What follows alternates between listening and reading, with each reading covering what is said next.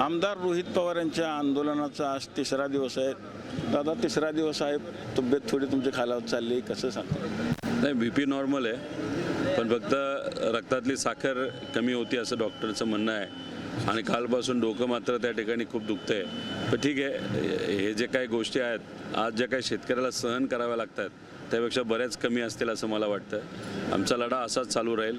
आज संध्याकाळपर्यंत आम्ही वाट बघू सरकार काय करते आणि विचार करतोय की उद्यापासून मग सरकार जर झोपलेलं असेल, नाही तर झोपलेलं सोंग घेतलेलं असेल तर मग उद्या श्री नामदेव पायरीच्या इथं जाऊन आपण हे आंदोलन सुरू ठेवावं असं मनामध्ये आहे. आता आज संध्याकाळी सर्व लोकांशी बोलून आम्ही निर्णय घेऊ. कालपासून 2 वेळा तुमच्या चर्चा झाल्या, सगळ्या निष्फळ ठरल्या? नाही, 3 वेळा चर्चा झाली पण त्यातून काय निघालेलं नाही. CM साहेबांचं मत आलं की आपण मंगळवारी बसूया, चर्चा करूया. पण बसून चर्चा करून काय होईल असं मला वाटत नाही. आमच्या सरळ साध्या सोप्या मागण्या आहेत आणि त्या तुम्हाला करता येतील. तुम्ही 35,000 कोटीचं कर्जमाफी करणार असं सांगितलं आहे, पण तुम्ही अटी ज्या टाकल्यात आणि कॅबिनेटमध्ये जी चर्चा झाली त्याच्यामध्ये जी नोट बघितली त्यामध्ये ज्या अटी मुद्दामून टाकल्यात त्यामुळे फक्त 12,000 कोटीची कर्जमाफी होणार आहे. त्यामुळे शेतकऱ्याला न्याय मिळणार नाही.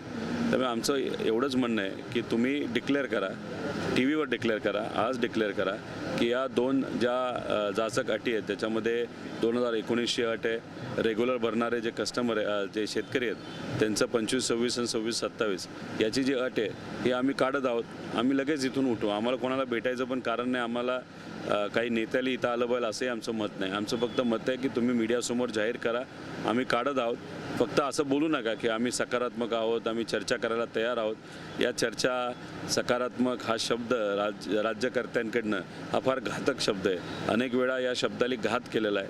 त्यामुळे आमचा नेत्यांच्या सकारात्मक या शब्दावर विश्वास नाही. CM साहेबांकडनं कोणाकडनं फोन डायरेक्ट? नाही, अजूनपर्यंत कोणाकडनं तिथं फोन आलेला नाही. दुर्दैव एवढंच आहे की एकनाथ शिंदे साहेबांच्या पक्षातले काही भ्रष्ट नेते माझ्यावर बोलत आहेत.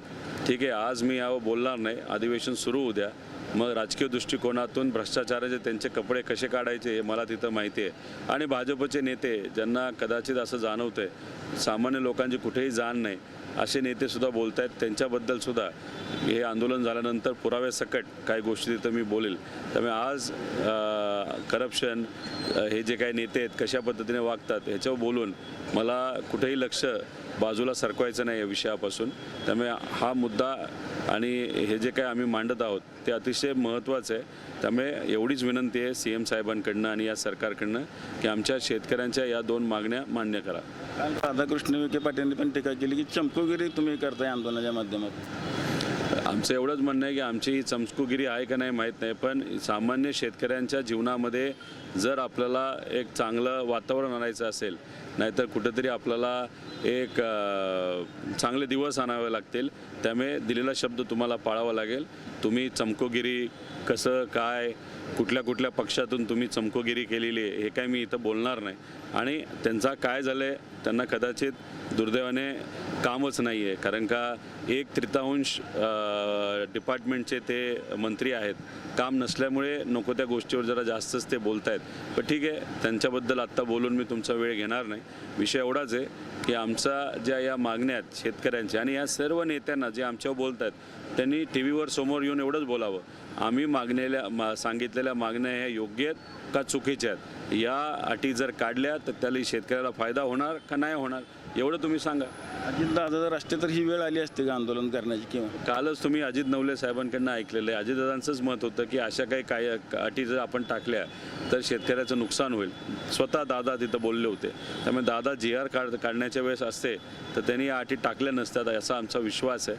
आणि समजा टाकल्याही असत्या तर इथं पहिलं जर कोण आलं असतं नेते म्हणून कुठल्याही पदाचा अहंकार न ठेवता तर अजितदादा इथं आले असते. आता बाकीच्यांना पदाचा अहंकार आहे का स्वतःच्या पोझिशनचा अहंकार आहे मला माहीत नाही, ज्याच्यात या गरिबाची परिस्थिती हे समजून घ्यायला कुठेतरी कमी पडतात. आठवण येते दादांची? नाही, नक्कीच धडाडीचा नेता आणि काम करणारा, निर्णय घेणारा नेता आज आपल्या या राज्यात नाही आहे. याच्यामुळे नक्कीच सामान्य लोकांचं खूप मोठ्या प्रमाणात नुकसान झालेलं आहे. तरी आमचं मत आहे की CM साहेब हे अजितदादांचे मित्र होते. CM साहेबसुद्धा निर्णय घेतील असं आमचं मत आहे. तर लवकरात लवकर निर्णय घेऊन दाखवावं की तुम्ही शेतकऱ्याबरोबर आहात. आज कोणकोणते नेते भेट द्यायला येणार? आज आमचे प्रदेश अध्यक्ष शशिकांत शिंदे साहेब आहेत, काँग्रेसचे प्रदेश अध्यक्ष सपकाळ साहेब आहेत, मनोज दादा येत आहेत असं आम्हाला कळालेलं आहे. त्यानंतर संजय राऊत साहेब येतील, राजू शेट्टी साहेब येणार आहेत, त्याचबरोबर काही इतरही महादेव जानकर साहेब तिथे येणार आहेत. असे मोठे मोठे नेते पाठिंबा देण्यासाठी येत आहेत. सामान्य लोकांचा पाठिंबा आहेच, नेत्यांनी पाठिंबा दिल्यानंतर या विषयाला अजून कुठे ताकद मिळेल असं वाटतं. थोडा वेगळा प्रश्न विचारतो. काल माळशिरस पंचायत समितीच्या सदस्यांनी एक वक्तव्य केलं होतं की ज्या पद्धतीनं अजितदादांचा घात झाला त्याच पद्धतीने एकनाथ शिंदेंचा देखील भविष्यात होऊ शकतो. हे बघा, ह्याच्या आधीसुद्धा मी सांगितलेलं आहे की एकनाथ शिंदे साहेबांचं जे विमान होतं, जे दाओसला चाललं होतं, त्यात कसं लफडा झाला होता, कसं ते विमान इराण नाही तर इराककडनं पाडलं गेलं असतं. आता ती जी घटना आहे त्या घटनेच्या पाठीमागे कुठला विचार होता का चुकून ती घटना घडली याचा अभ्यास नक्कीच झाला पाहिजे. आंदोलनावर तुम्ही आजच्या एकंदरीत आहे ना. आता आज रात्रीपर्यंत जर सरकारकडनं काही निरोप नाही आला तर मग आमच्या सगळ्यांचा विचार आहे, अजून विचारच आहे, ठाम नाही आम्ही त्या विषयावर, की उद्या श्री नामदेव पायरीचे इथं जाऊन नतमस्तक व्हायचं, दर्शन घ्यायचं आणि तिथं आंदोलन सुरू ठेवायचं. अनेक कार्यकर्त्यांनी राज्यभर आंदोलन करू असा इशारा दिलेला आहे.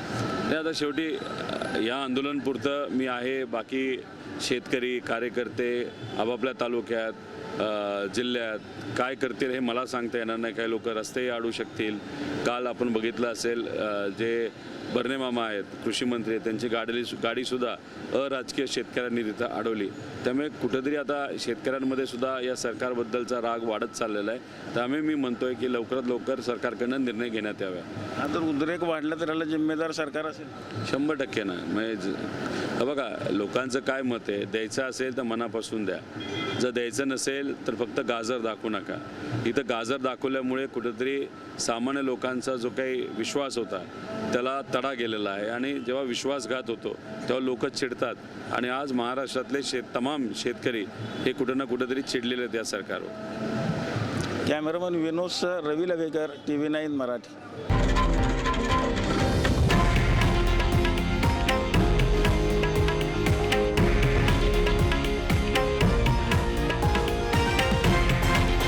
हे आहे देशातील नंबर 1 न्यूज नेटवर्क आणि आपण पाहत आहात TV9 मराठी, एकमेव.